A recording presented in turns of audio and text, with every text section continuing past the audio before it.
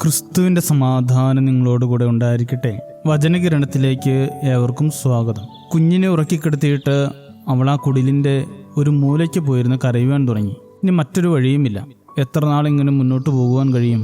ഒരു കുട്ടിയുണ്ടെന്നും താനൊരു വിധവയാണെന്നുമുള്ള ദയൊന്നും ആരിൽ നിന്നും കിട്ടില്ല എന്ന ബോധ്യമുള്ളത് കൊണ്ടാണ് മരുഭൂമിയോട് ചേർന്നുള്ള സരാഫാത്തിൽ പോയി അവൾ താമസിക്കുന്നത്. കരച്ചിലിനൊടുവിൽ എന്തോ ഉറച്ച തീരുമാനമെടുത്തതുപോലെ കണ്ണ് തുടച്ച് ധൈര്യം സംഭരിച്ച് അവൾ എഴുന്നേറ്റു. വസ്ത്രങ്ങൾ മുഷിഞ്ഞതാണെങ്കിലും മാറി ധരിക്കാൻ മറ്റൊന്നുമില്ലാത്തതിനാൽ അവൾ പുറത്തിറങ്ങി. കുറച്ച് വിറകുകൊള്ളികൾ പെറുക്കിയെടുക്കണം. പക്ഷേ മരുഭൂമിയിൽ എവിടെയാ വലിയ വൃക്ഷങ്ങൾ? ജീവിതത്തിലെ അവസാനം ആഗ്രഹമെന്ന നിലയിൽ അത് കണ്ടെത്തിയേ പറ്റൂ. കാരണം ആ വിറകുകൊള്ളികൾ ശേഖരിച്ചിട്ട് വേണം തൻ്റെ കുഞ്ഞിനൊരു അടയുണ്ടാക്കി കൊടുക്കാൻ. താൻ അവസാനമായി മകന് കൊടുക്കുന്ന ഭക്ഷണം വിശപ്പിനേക്കാൾ വലിയ വികാരമില്ലെന്ന് ജീവിതം പഠിപ്പിച്ചതാണ്. ആ വികാരത്തെ മറികടക്കാൻ ഇനി ഒരു വഴിയേ ഉള്ളൂ: മരണം. കുഞ്ഞിനൊരു അടയുണ്ടാക്കി കൊടുത്തിട്ട് മരണമെന്ന അവസാന വാതിലിലേക്ക് കടന്നു ചെല്ലാൻ ആഗ്രഹിച്ചാണ് അവൾ വിറക് തേടി ഇറങ്ങിയത്. അവിടെവിടെയായി കിടക്കുന്ന ചുള്ളിക്കമ്പുകൾ ശേഖരിക്കുമ്പോഴാണ് പെട്ടെന്നൊരു ശബ്ദം കേട്ടത്. അല്പം വെള്ളം കുടിക്കാൻ തരുമോ? അവൾ മറുപടി പറയാതെ അയാളുടെ നേരെ നോക്കി നിന്നു. ദയവ് ചെയ്ത് അല്പം വെള്ളം കുടിക്കാൻ തരണം, കൂടെ ഒരു അപ്പവും. അയാളുടെ ആവശ്യം കേട്ട് അവൾക്ക് ചിരി വന്നു. കലത്തിലാകെ ബാക്കിയുള്ള ഒരു പിടി മാവ് കൊണ്ട് അപ്പം ഉണ്ടാക്കി തിന്നിട്ട് മരിക്കാൻ നിൽക്കുന്ന തന്നോട് ചോദിക്കുന്ന ചോദ്യം അപ്പവും വെള്ളവും. അവളുടെ നിൽപ്പ് കണ്ട അയാൾ പറഞ്ഞു, നീ വിധവയാണെന്നും കഷ്ടതയിലാണെന്നും എനിക്കറിയാം. എൻ്റെ ദൈവം നിന്നെക്കുറിച്ച് പറഞ്ഞിട്ടുണ്ട്. അത് കേട്ട് അവൾ ഞെട്ടി. കാരണം അയാൾ ആ നാട്ടുകാരനല്ല എന്ന് അവൾക്കറിയാമായിരുന്നു. മറ്റൊരു നാട്ടുകാരൻ തന്നെക്കുറിച്ച് ഇത്രയേറെ കാര്യങ്ങൾ അറിഞ്ഞിരിക്കുന്നു. അവൾ ചെന്ന് അല്പം കുടിക്കാൻ വെള്ളം കൊടുത്തു. പിന്നെ ഒരു അപ്പവും ഉണ്ടാക്കി കൊടുത്തു. അയാൾ പറഞ്ഞു, കുറേ ദിവസമായി എന്തെങ്കിലും കഴിച്ചിട്ട് ഒരപ്പം കൂടി വേണം. അവൾ പറഞ്ഞു, താങ്കളുടെ വിഷമവും വിശപ്പും എനിക്ക് നന്നായിട്ട് മനസ്സിലാകുന്നുണ്ട്.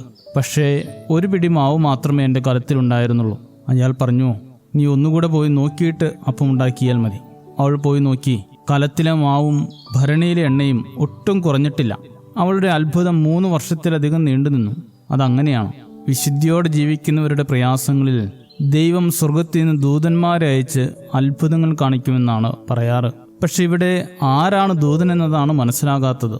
അപ്പം ഉണ്ടാക്കി കഴിച്ചിട്ട് മരിക്കാൻ തീരുമാനിച്ചിരിക്കുന്ന വിധവയുടെ ജീവിതത്തിലേക്ക് കടന്നു വന്ന ഏലിയാവാണോ ദൈവദൂതൻ? അതോ ജസബേലിനെ പേടിച്ച് പ്രാണഭയത്താൽ ഓടി രക്ഷപ്പെട്ട് വിശന്ന് വലഞ്ഞു വന്ന ഏലിയാവിന് 3 വർഷക്കാലം ഭക്ഷണം വിളമ്പിക്കൊടുത്ത ആ വിധവയോ? ആരായാലും മറ്റൊരാളുടെ ജീവിതത്തിലെ വിഷമത്തിന് പരിഹാരമാവുക എന്നതിലും വലിയൊരു പുണ്യപ്രവൃത്തി ജീവിതത്തിലുണ്ടാകില്ല. മരണത്തെ പ്രതീക്ഷിച്ചിരിക്കുന്നവരുടെ ജീവിതത്തിലേക്ക് അപ്രതീക്ഷിതമായി കടന്നു ചെല്ലുന്ന ദൂതന്മാരാകാൻ ഒരിക്കലെങ്കിലും നമുക്ക് സാധിക്കട്ടെ. ശുഭദിനം നേരുന്നു. ദൈവം അനുഗ്രഹിക്കട്ടെ. ആശ്വാസം തന്നദേശു യാതനയെല്ലാം ആനന്ദമായി എന്നിൽ തീർത്തവനേശു. എന്റെ ഘോര ദുരിതങ്ങളെല്ലാം നന്മയായി മാറ്റിയതേശു. എന്നുമെന്നും തൻ കൈകളിൽ എന്നെ കാത്തവനേശു. ജീവിതത്തോണി തുഴഞ്ഞു തുഴഞ്ഞു തളർന്നപ്പോൾ തുണയായി വന്നവനേശു.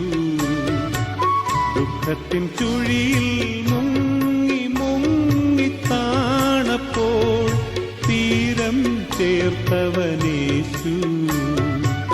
ജീവിതത്തോണി തുഴഞ്ഞു തുഴഞ്ഞു തളർന്നപ്പോൾ തുണയായി വന്നവനേശു.